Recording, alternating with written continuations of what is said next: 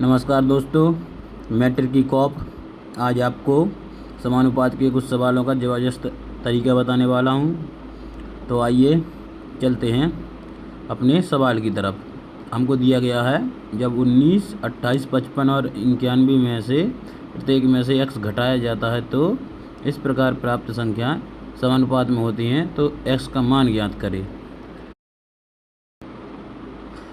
तो सबसे पहले हम अपनी संख्या नोट करेंगे। 19, 28, 55, 91।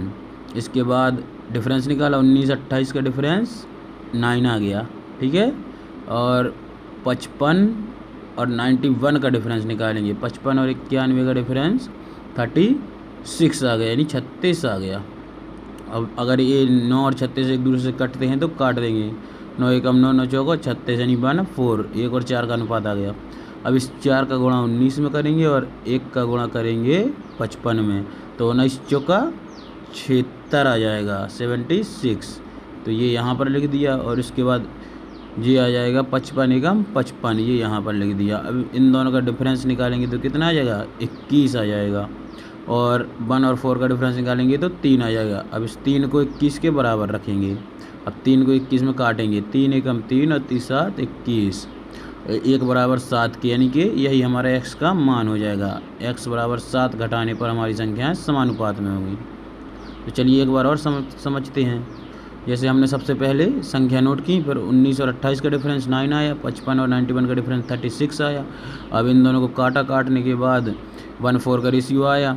1:4 का रेशियो आने के बाद 4 का गुणा किया 19 में और 1 का गुणा किया 55 में, फिर 76 और 55 आया। और इसके बाद इन दोनों का डिफरेंस निकाला, 3 आया। और 76 और 55 का डिफरेंस 21 आया। फिर उसको 3 के बराबर रखने पर 7 आ गया। अब देखिए दूसरे सवाल में हमको k का मान ज्ञात करना है। तो इसके लिए सेम प्रोसेस, पहले संख्या नोट करेंगे, 7, 4, 4 और 2।